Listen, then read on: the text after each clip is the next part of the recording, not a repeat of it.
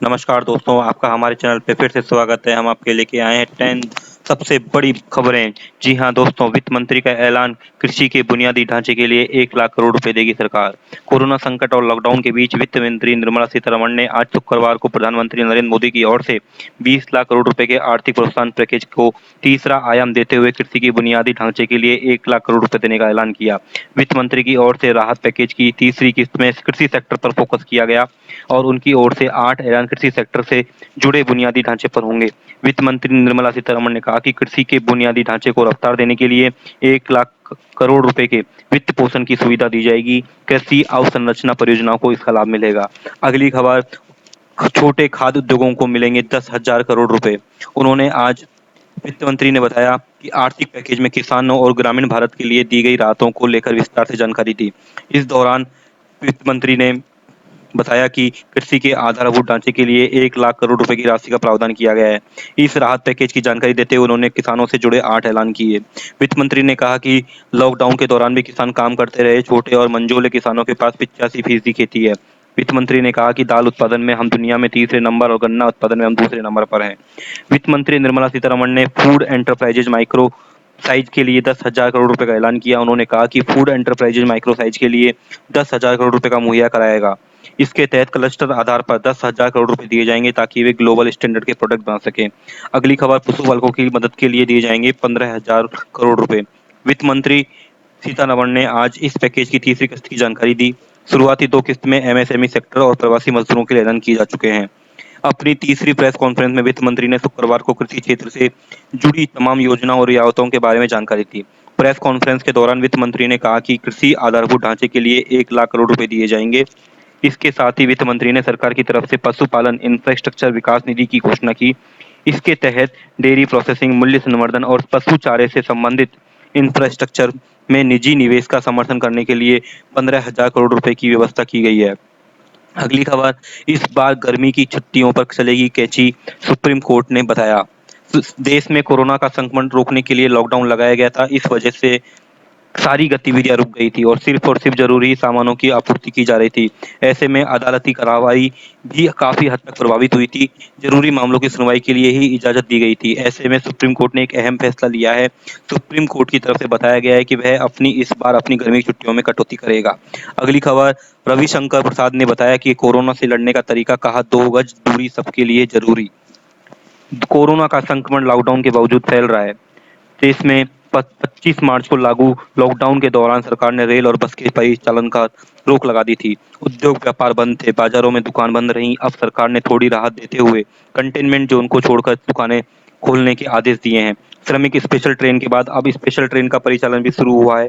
ऐसे में जब सरकार 50 दिन से अधिक लॉकडाउन के बाद धीरे धीरे बाहर आने की कोशिश में है, तेजी से आंकड़े बढ़ रहे हैं और इसको कम करने की कोशिश अभी तक जारी है। तो मंत्री ने कहा है कि 2 गज दूरी बना के रखें, जो कि हमारे लिए, सबके लिए जरूरी है। अगली खबर, मुंबई से, मुंबई बन गया है कोरोना वायरस का हॉटस्पॉट, न्यूयॉर्क भी छूटा पीछे। मुंबई में बुधवार को कोविड-19 के 800 नए केस और 40 मौतें दर्ज हुई हैं। इसी के साथ ही मुंबई कोरोना वायरस के लिए एक ग्लोबल हॉटस्पॉट बन गया है। अस्पताल पहले से ही पूरी क्षमता से काम कर रहे हैं। आगे बता देते हैं, शहर को तत्काल भविष्य में बदतर स्थिति के लिए तैयार रहना होगा। 9 मई के बाद से मुंबई में दुनिया के सबसे बुरी तरह प्रभावित न्यूयॉर्क सिटी से भी ज्यादा हर दिन नए केस रिकॉर्ड हो रहे हैं। न्यूयॉर्क कोरोना वायरस संकट में अपना सबसे बुरा दौर अब तक देख चुका है। अगली खबर, पीयूष गोयल पर नुसरत जहां का तंज। तृणमूल कांग्रेस सांसद और अभिनेत्री नुसरत ने बताया कि उन्होंने पलटवार किया है इनके जवाब पर, कि उन्होंने कहा कि ट्विटर पर मामला उठाने से बेहतर होता है कि आप अपनी कमियों पर भी बातें करते। बतौर रेल मंत्री, लॉकडाउन शुरू होने के बाद आपकी तरफ से एक्शन लेने में कमी हुई। काश कि आपने दूरदर्शिता का परिचय देते हुए कोई बढ़िया निर्णय नहीं लिया होता।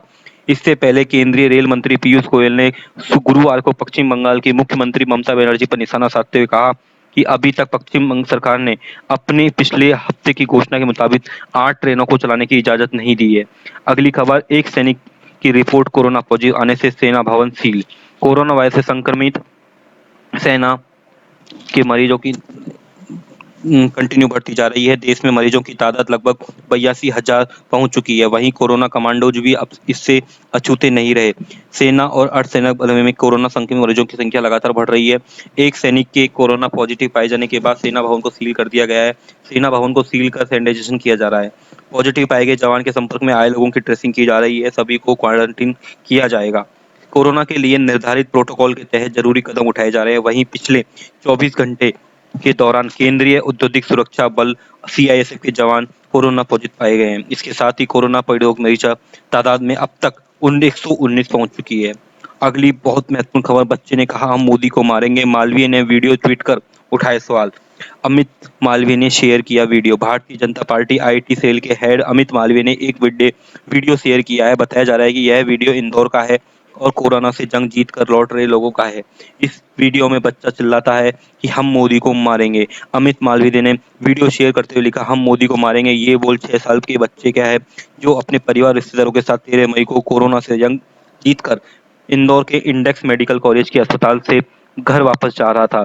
सवाल यह है कि इस छोटे से मासूम बच्चे के जहन में आखिर ये जहर भरा किसने।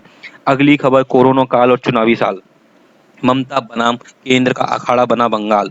कोरोना वायरस संकट के बीच पूरा देश एकजुट होकर कोरोना से लड़ रहा है, तो दूसरी तरफ बीजेपी के नेतृत्व वाली केंद्र सरकार और पश्चिम बंगाल सरकार के बीच दिनों दिन टकराव बढ़ता जा रहा है। कोरोना जांच में गड़बड़ी, लॉकडाउन का पालन नहीं करने, श्रमिकों को वापसी के मुद्दों पर आपसी मतभेद और टकराव के बाद अब विमान सेवा को लेकर भी पश्चिम बंगाल सरकार और केंद्र सरकार आमने सामने है। पश्चिमी बंगाल के विधानसभा चुनावों में साल भर का समय भी नहीं रह गया है, जिसके चलते दोनों पार्टियां आर पार के मोड़ में उतर आई हैं। कोरोना संकट में ममता बनर्जी और केंद्र की मोदी सरकार में सीधे टकराव बढ़ गया है और एक दूसरे को नीचा दिखाकर दोषी ठहराने और क्रेडिट लेने की होड़ साफ नजर आ रही है। वीडियो के अंत तक बने रहने के लिए आपका बहुत बहुत धन्यवाद। प्लीज मेरे चैनल को लाइक कीजिए, सब्सक्राइब कीजिए, ताकि हम आपके लिए डेली ऐसे ही खबर ला सकें और आप तक सबसे पहले ये खबर पहले पहुंचे। तो चैनल को सब्सक्राइब करें और बेल आइकन क्लिक करें।